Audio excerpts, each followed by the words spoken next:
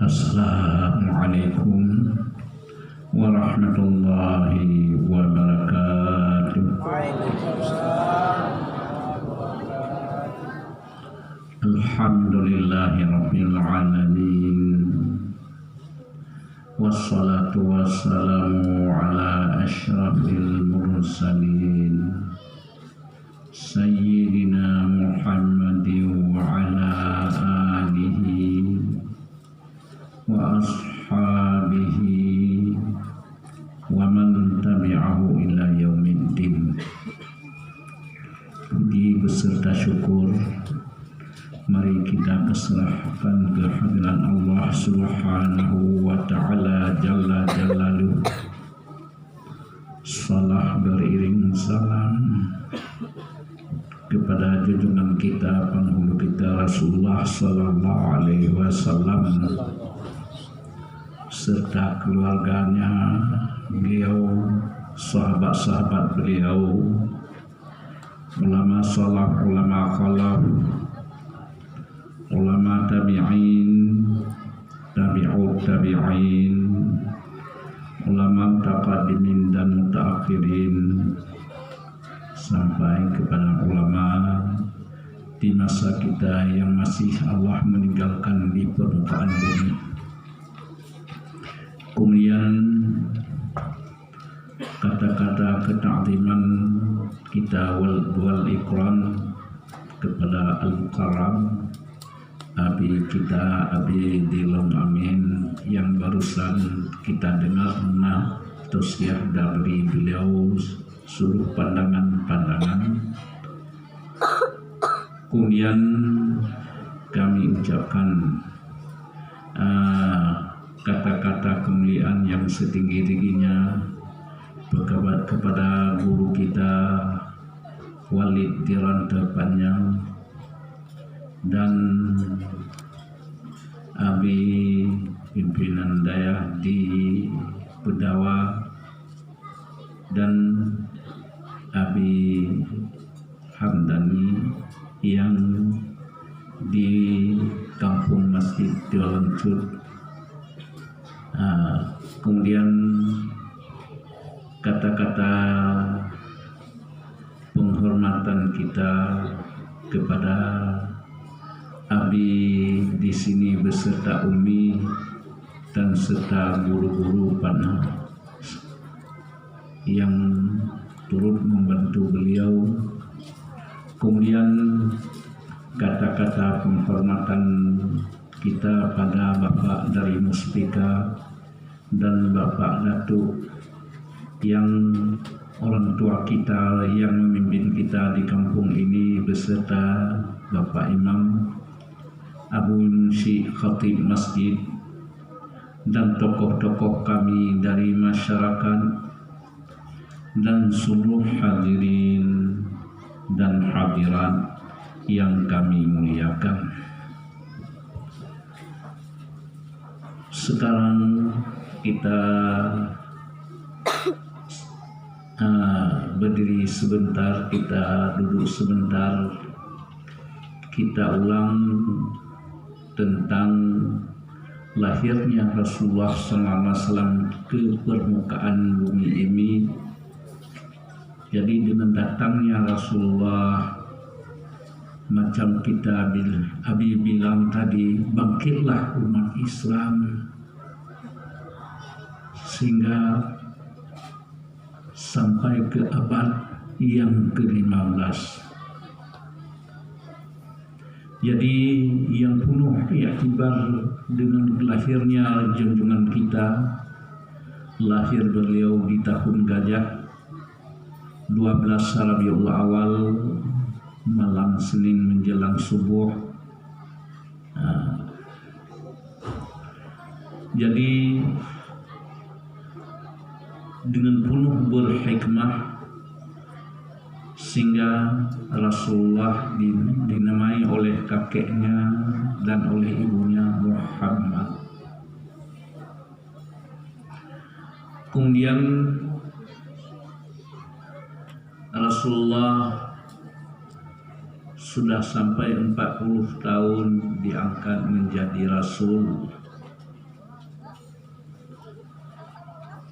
3 tahun dia menjadi rasul disuruh agama pada kita dengan cara sihir bisi-bisikan. Orang yang pertama kali beriman yaitu golongan wanita Sayyidah Khadijah Ummul Mukminin, Ummul Kitab. Yang golongan orang dewasa Sayyidina Abu Bakar Siddiq. Kemudian yang hamba saya Zaid bin Harisah, golongan kanak-kanak Sayyidina Ali. Kemudian oleh para sahabat Sayyidina Abu Bakar mengajak Sayyidina Utsman dan lain-lain.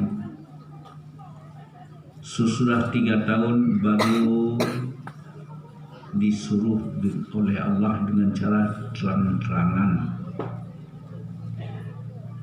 Maka oleh ahli Makkah yang dulunya Rasulullah disayangi, tapi waktu Rasulullah menyampaikan perintah Allah bergantian daripada sayang dengan marah, daripada kawan menjadi lawan. Tapi Rasulullah tetap menjalankan tugas perintah dari Allah karena sifat Rasul sadaq, amanah, tabligh, fatanah. Sadaq, benar Nabi Rasul itu orang yang benar. Mustahil Nabi tidak diperdapat benar atau dusta. Kemudian sifat Rasul amanah, mustahil Nabi berkhianat, tetap menjalankan tugas apa yang diperintah oleh Allah. Kemudian sifat Rasul yang ketiga tabligh, menyampaikan apa yang disuruh oleh Allah. Tapi Rasulullah tetap menyampaikan walaupun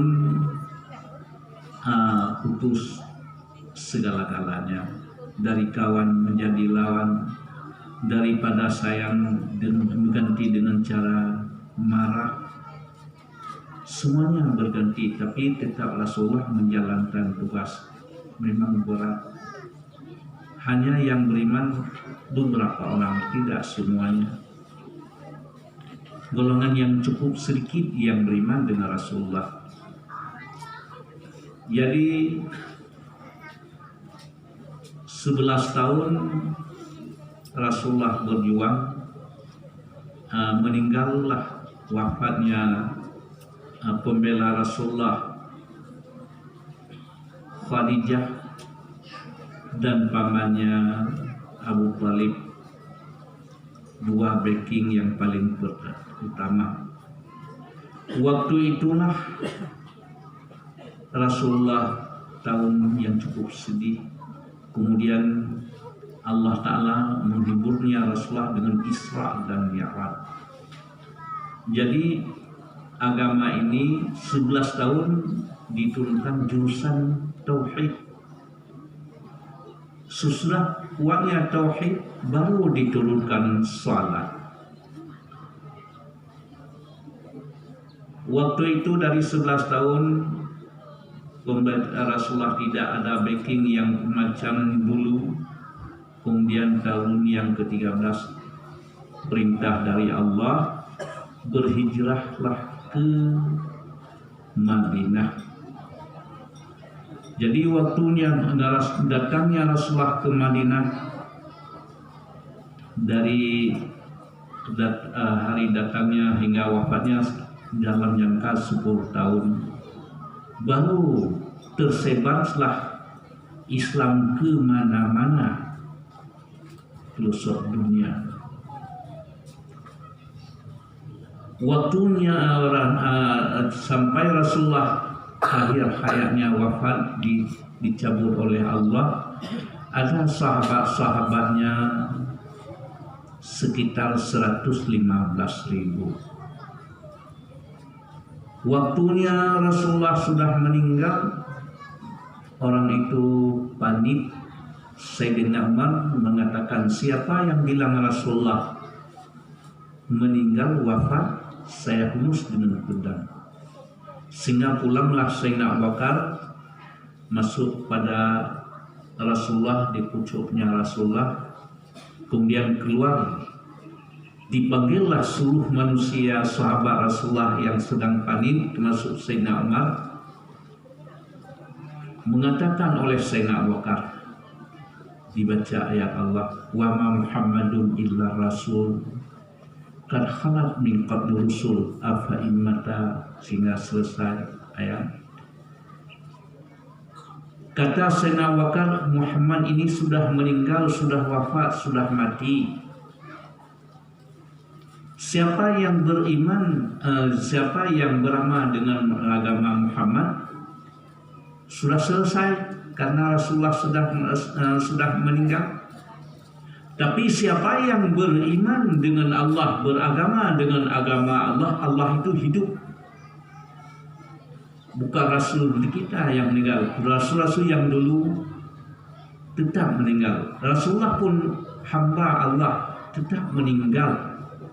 Siapa yang beragama dengan Allah, dengan agama Allah, Allah tetap hidup. Tiada pengaruhnya dengan wafatnya Rasulullah. Jatuhlah pedang Sayyidina Umar. Kata Sayyidina Umar, seolah-olah tidak pernah saya dengar nasnya ayat ini. Padahal dia hafalan, tapi di waktu panik yang sanggup menasihati Sayyidina Umar dan seluruh sahabat Sayyidina Abu Bakar. Maka waktu itu di bai'ah menjadi khalifah Sayyidina Abu Bakar. Waktu itu yang sudah murtad ditaklukkan, diislamkan kembali oleh Sayyidina Abu Bakar Siddiq, sehingga 2 tahun 3 bulan wafatlah Sayyidina Abu Bakar. Menjadi khalifah ditunjukkan dari Sayyidina Abu Bakar, yaitu Sayyidina Umar. Waktu itulah Sayyidina Umar berjuang masa sama dengan perjuangan di masa Rasulullah, dengan berperang. Yang membantu beliau 115.000 pasukan sahabat. Dalam jangka 10 tahun tersebar Islam kemana-mana. Sesudah itu wafatnya Sayyidina Umar, menjadi khalifah Sayyidina Utsman 13 tahun. Sama dengan perjuangan Sayyidina Umar, disebar Islam kemana-mana dengan ujung pedang. Jadi begitu jiwa sahabat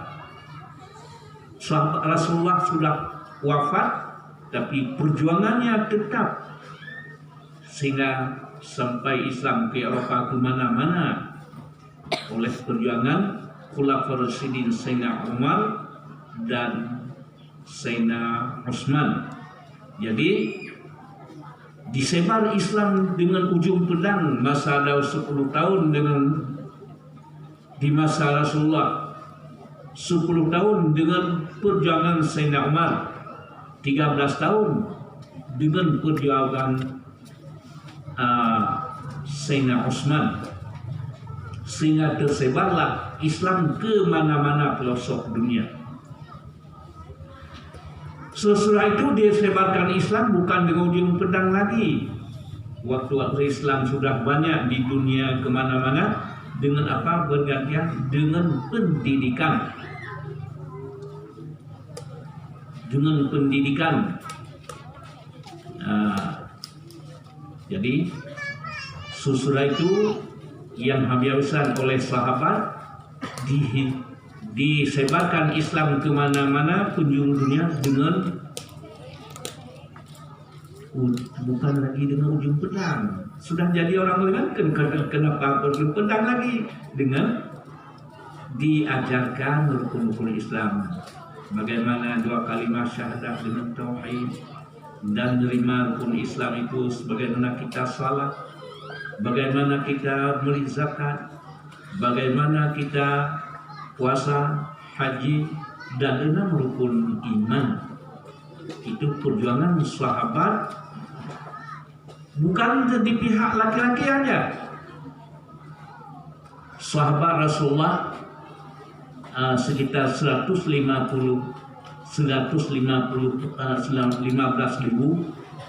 tapi yang punya pendapat hanya 150 orang. Baris depan yang paling banyak pendapat di antara sahabat, nomor 1 Sayyidina Umar, Sayyidina Ali 7 orang, Zaid bin Sabit, Ibnu Mas'ud, itu 4 orang yang di hadapan Rasulullah sudah tahu ujinya. Bukan pendapat di masa wafat Rasulullah, di hadapan Rasulullah diakui oleh Rasulullah. Sesudah wafat orang 4 itu, bergantian 3 lagi generasi ulama muda sahabat, Ibnu Umar, Ibnu Abbas. Yang orang perempuan Aisyah termasuk pendapat orang yang 7 golongan pertama, termasuk Aisyah. 6 orang laki-laki, 7 yang ke-7 orang perempuan. Golongan yang kedua, orang banyak pendapat, Sayyidina Abu Bakar, Sayyidina Utsman, Anas, Abu Hurairah, termasuk ada 15 orang, termasuk Mu'adz bin Jabal, Ubay bin Ka'ab. Ya, itu golongan kedua. Yang termasuk orang perempuan golongan kedua, Ummu Salamah. Jadi orang yang hafal hadis, yang nomor 1 Abu Hurairah, kedua Ibnu Umar, ketiga Anas, yang keempat Aisyah. Aisyah ini banyak ilmu-ilmu, seluruh ulama tabi'in ambil dari Aisyah, karena Aisyah habis-habisan mengajar, karena yang menyangkut dengan orang wanita termasuk melalui Aisyah. Satu-satunya yang menyangkut dengan wanita banyak dari Aisyah. Banyak ulama tabi'in, bahkan ada sahabat, dari sahabat banyak mengambil ilmu dari Aisyah yang menyangkut dengan orang perempuan. Jadi sudah tokoh-tokoh ulama ini sudah sahabat sudah enggak banyak lagi, maka dibagi-bagi mengejar manusia. Seumpama di Makkah satu-satunya Abu Hurairah, Aisyah. Kalau di Madinah itu juga Ibnu Umar, Ibnu Abbas. Ke Basrah kadang-kadang Anas. Jadi dibagi-bagi.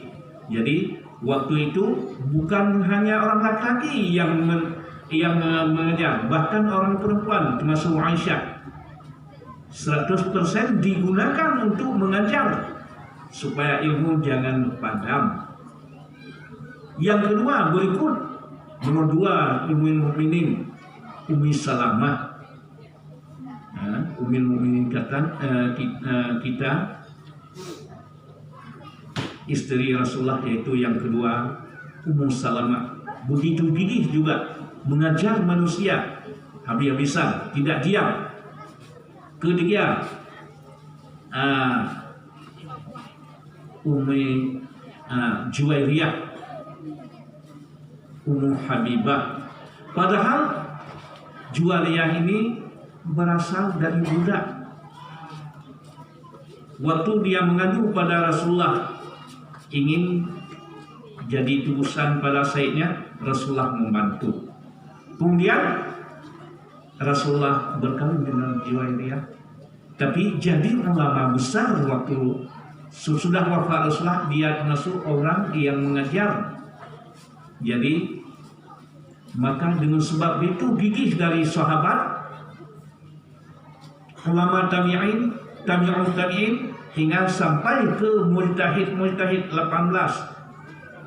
Mujtahid yang berempat, Abu Hanafi, Imam Hanafi, Imam Malik, Imam Syafi'i, Imam Hanbal. Jadi semuanya disebarkan Islam ke mana-mana dengan melalui mengajar. Jadi sehingga sampai tinggallah Islam ini ke masa kita dengan perjuangan beliau. Karena ulama ini Allah Ta'ala mengatakan dalam Al-Quran, wa minan nasi wad-dawabi wal-an'ami mukhtalifun alwanu innama yakhshallahu min ibadihil ulama. Sebagian manusia dan dabbah-dabbah dan binatang ternak mukhtalifun alwanu, berbeda-beda warnanya dan bentuknya. Innama yakhshallahu min ibadihi ulama, hanya saja yang benar-benar takut pada Allah yaitu ulama. Ini nas ayat. Allah Ta'ala mempercaya kepada ulama karena Allah Ta'ala mengatakan Muhammadin khatimin nabiyyin. Allah Ta'ala dengan nas ayat mengatakan Muhammad ini rasul penutup